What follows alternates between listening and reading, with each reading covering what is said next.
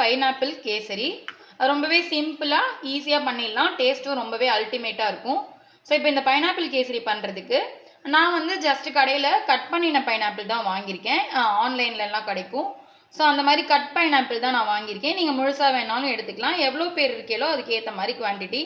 நான் ஒரு 5-6 ஸ்லைஸ் மெல்லிஸ் ஸ்லைஸாக இருந்தது. ஒரு 1/4 பைனாப்பிள் வச்சுக்கோங்களேன்.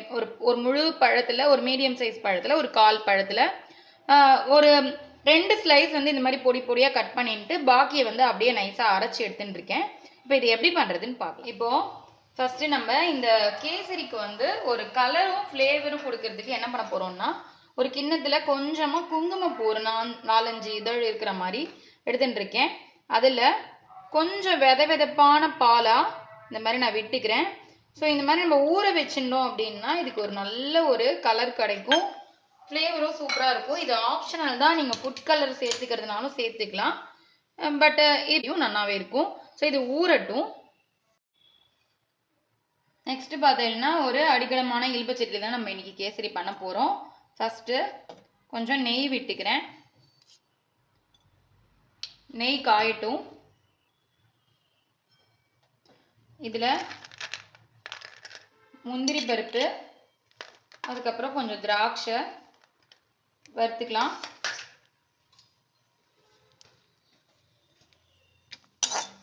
ஜஸ்ட் கோல்டன் ப்ரௌன் ஆனதுன்னா நமக்கு போதும்.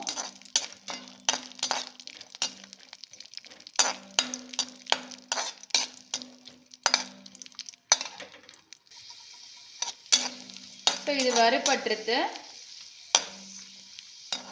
இப்போ இதுலேயே நம்ம நறுக்கி வச்சுருக்க இந்த பைனாப்பிளையும் சேர்த்துக்கிறோம். சேர்த்துண்டு நல்லா இதையும் ஒரு வதக்குறோம். இந்த மாதிரி நம்ம பைனாப்பிள் கொஞ்சம் கட் பண்ணி நம்ம வதக்கி இதில் சேர்க்கும் பொழுது நமக்கு கேசரி சாப்பிடும் பொழுது அங்கங்கே கடிப்படும். அந்த டேஸ்ட் வந்து ரொம்பவே சூப்பராக இருக்கும். ஃப்ளேவராகவும் இருக்கும், டேஸ்ட்டும் ரொம்பவே சூப்பராக இருக்கும்.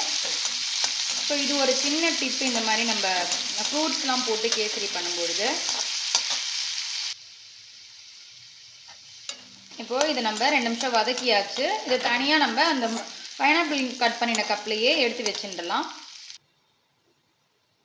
ஸோ இப்போது இதே நெய்யிலேயே இந்த முந்திரி வறுத்த அதே நெய்யிலேயே நம்ம என்ன பண்ண போகிறோம்னா, குட்டி கப்பால் நான் ஒரே ஒரு கப்பு ரவை சேர்த்துக்கிறேன்.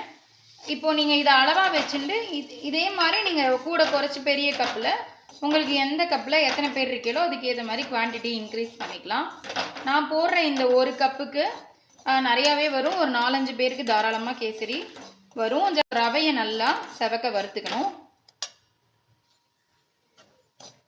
இப்போ ரவை பார்த்தீங்கன்னா நல்லா இந்த மாதிரி செகப்பாக நம்ம வறுத்துண்டாச்சு. எப்பயுமே இந்த மாதிரி கேசரி பண்ணும்பொழுது நல்லா செவக்க வறுத்துட்டு பண்ணினோம் அப்படின்னா வேகவும் செய்யும். கேசரி வந்து சூப்பராக மணலாக நமக்கு நல்லாவும் வரும்.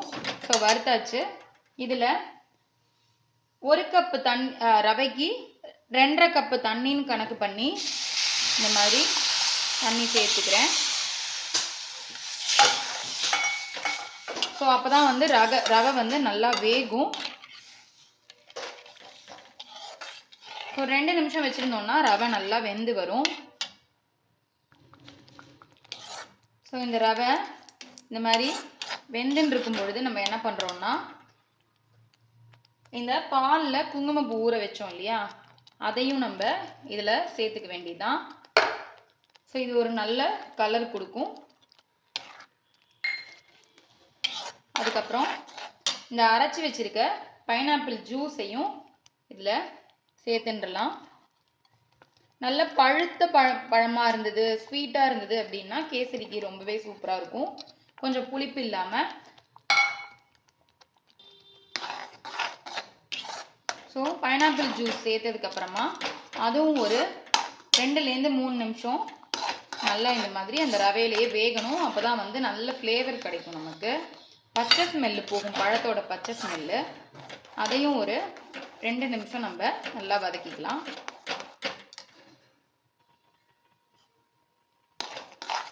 இப்போது இந்த ரவை நல்லா வெந்து வந்திருக்கு, பார்த்தா உங்களுக்கு தெரியும். ஸோ இந்த ஸ்டேஜில் நம்ம சர்க்கரை ஆட் பண்ணிக்கலாம். எந்த கப்பால் ரவை எடுத்தோமோ அதே கப்பால் 1.5 கப்பு சர்க்கரை நான் சேர்த்துக்க போகிறேன். பழத்தில் ஸ்வீட் இருக்கும், இருந்தாலும் நம்ம பழத்தோட டேஸ்ட்டை பொறுத்து இந்த நான் எடுத்த பழம் வந்து ரொம்ப ஸ்வீட் இல்லை. ஸோ நான் 1.5 கப்பு சேர்த்துக்கிறேன். சப்போஸ் ரொம்ப ஸ்வீட்டான பழமாக இருக்குது அப்படின்னா நீங்கள் வந்து 1.25 கப்பு சர்க்கரை சேர்த்துட்டாலே போதும். ஸோ நல்ல ஸ்வீட்டாக வேணும் அப்படின்னா நீங்கள் இன்னும் கொஞ்சம் கூட சேர்த்துக்கலாம். நான் இன்னைக்கு ஓரளவுக்கு திட்டமாக 1.5 கப்பு சர்க்கரை சேர்த்துருக்கேன். இது வந்து ஓரளவுக்கு மீடியம் ஸ்வீட்டாக இருக்கும். சில பேர் ரொம்ப திகட்ட சாப்பிடுவா, அந்த மாதிரி இருக்கிறவாளுக்கு இன்னும் கொஞ்சம் ஒரு 1/4 கப்பு கூடவே சேர்த்து பண்ணிக்கலாம். ஸோ இப்போ சர்க்கரை சேர்த்தாச்சு.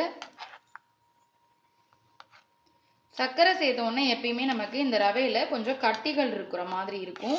ஸோ அதை அந்த கரண்டியால் கொஞ்சம் அழுத்தி விட்டுட்டோம் அப்படின்னா அந்த கட்டிகள் வந்து போயிடும் நமக்கு. ஆல்ரெடி நம்ம இதில் க்ரன்ச்சியாக இருக்கிறதுக்காக கட் பண்ணின பைனாப்பிள் சேர்த்து வதக்கியிருக்கோம். உங்களுக்கு பார்த்தா தெரியும். 2 நிமிஷம் கொதிக்கட்டும். இப்போது சர்க்கரை நல்லா கரைஞ்சி இந்த மாதிரி கொதிக்க ஆரம்பிச்சிருது. இந்த ஸ்டேஜில் நம்ம ஆல்ரெடி கட் பண்ணி வதக்கி வச்சுருக்க இந்த முந்திரி திராட்சை ப்ளஸ் பைனாப்பிள் இதையும் நான் சேர்த்துக்கிறேன். அதுக்கப்புறம் வாசனைக்கு ஏலக்காய் பொடி சேர்த்துக்கிறேன். ஸோ அவ்வளோதான். இப்போது இன்னும் கொஞ்சம் நம்ம நெய் விட்டுட்டோம் அப்படின்னா கேசரி நமக்கு சூப்பராக ரெடி ஆகிடும். எப்பயுமே கேசரி பண்ணிவிட்டு நீங்கள் என்ன பண்ணணும்னா லாஸ்ட்டாக மேலாப்பில் கொஞ்சம் நெய் விட்டேல் அப்படின்னா அதோட வாசனை ஜாஸ்தியாக இருக்கும். அதிகமான நெய் நம்ம சேர்க்க வேண்டாம். ஸோ மேலாப்பில் விடுறது எப்பயுமே ரொம்பவே சூப்பராக இருக்கும். ஒரு 2 நிமிஷம் கொதிச்சிருது அப்படின்னா நம்ம இதை ஆஃப் பண்ணிடலாம். இதை ஆற ஆற நமக்கு சூப்பராக கெட்டியாக வந்துடும். அவ்வளோதான்.